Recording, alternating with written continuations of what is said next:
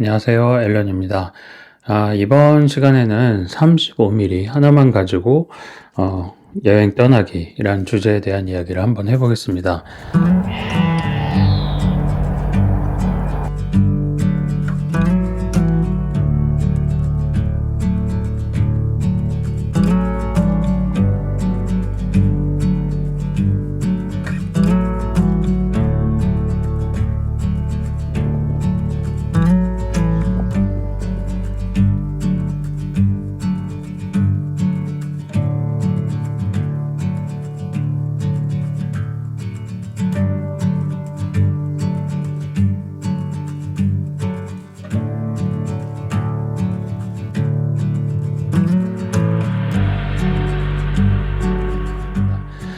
지난번 제가 1월이었나요? 파리 여행을 떠났을 때는 50mm 하나만 가지고 여행을 떠나기라는 주제로 한번 영상을 담아봤습니다. 지난 영상에 대해서는 제가 아래 그 디스크립션 영역에 댓글로 링크를 한번 넣어 놓도록 50mm랑 35mm는 어떤 차이가 있을까요? 일단 사진을 찍을 때 굉장히 큰 차이가 있습니다.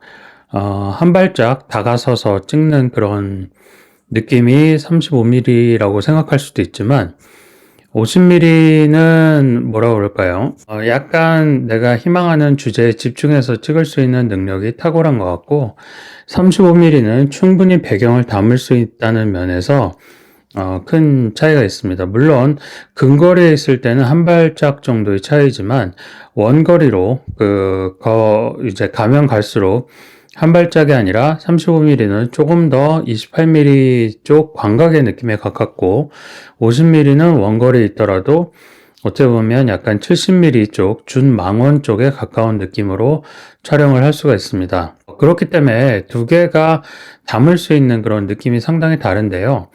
지난번 50mm만 들고 파리 여행을 떠났을 때는 파리의 좀 웅장한 건물의 모습을 담을 수 없어서 좀 아쉬운 생각이 들었는데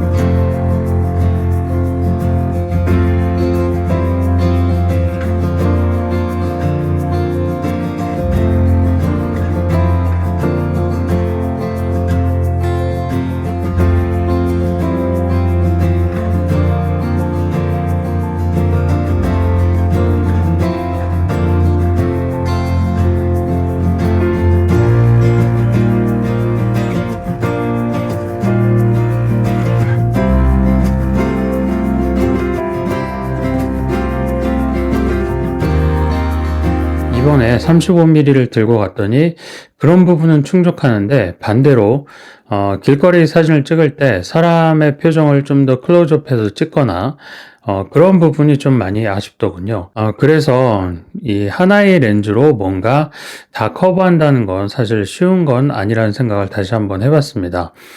그랬을 때 둘 중에 어느 화각이 자신에게 더 잘 어울릴 거냐 이런 생각을 한번 해서 선택하면 좋을 것 같은데 저한테는 아무래도 그 익숙한 화각이 50mm라 그런지 50mm가 좀 더 잘 어울리는 것 같고요. 편하게 좀 사진을 찍을 수 있었던 것 같습니다.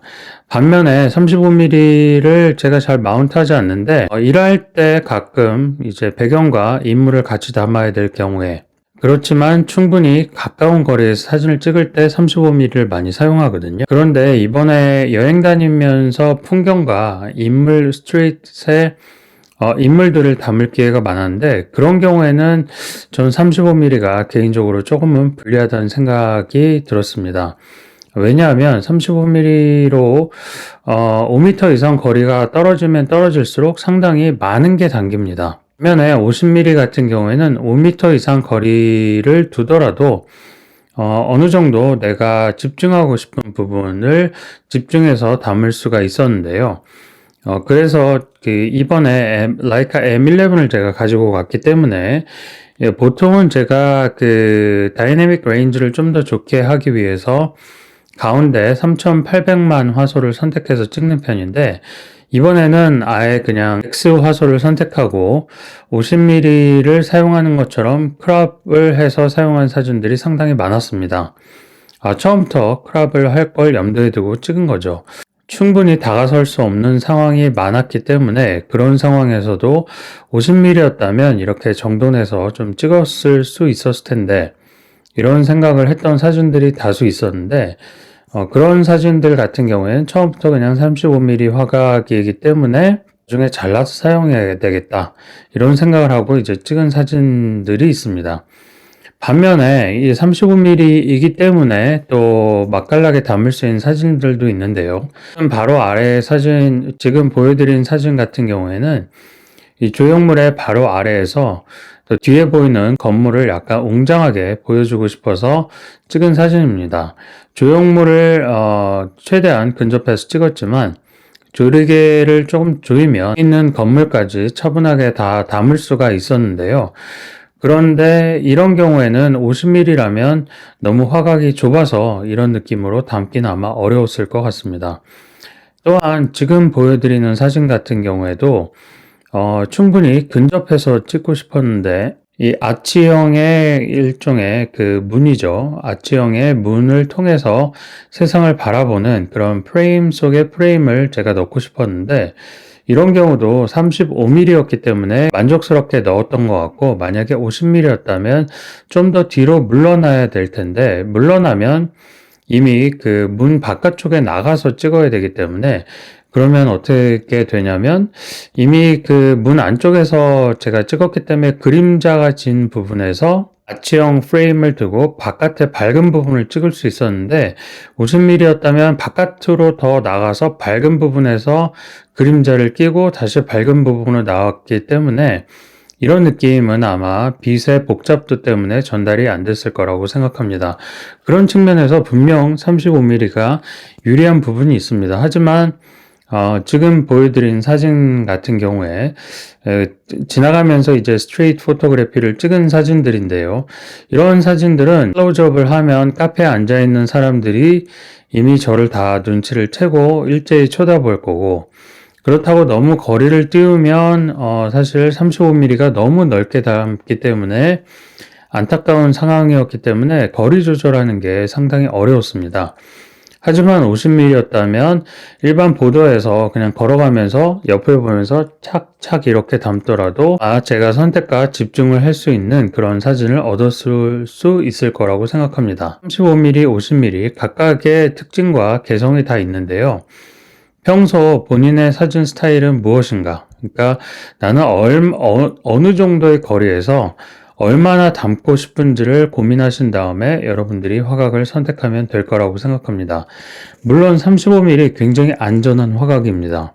실내에서 너무 좁지도 넓지도 않게 담을 수도 있고, 실외에서도 마치 광곽처럼 풍경을 담을 수도 있기 때문에 굉장히 쓸모있는 화각이라고 생각합니다. 하지만 저처럼 좀 더 인물 사진에 집중을 하거나 선택과 집중하는 사진이 많은 경우에는, 또 가로 사진보다는 세로 사진을 많이 찍는 경우에는 50mm가 좀 더 적합한 화각이라고 생각합니다.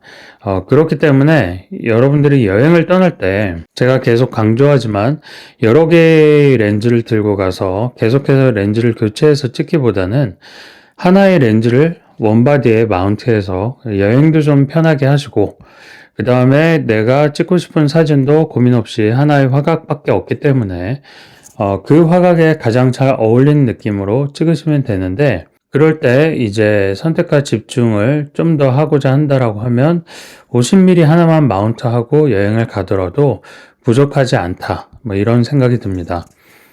그러면 제가 다음 편에서는 파리에서 찍은 스트리트 사진들에 대한 이야기를 좀 더 집중적으로 한번 해보도록 하겠습니다. 감사합니다.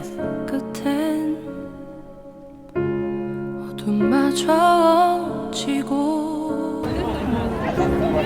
그 길 위에 피 다섯 번째의 계절 같은 자리에 반짝이던 별처럼 만난 적 없는 널 이제야 알게 된 걸. 지나간 기억은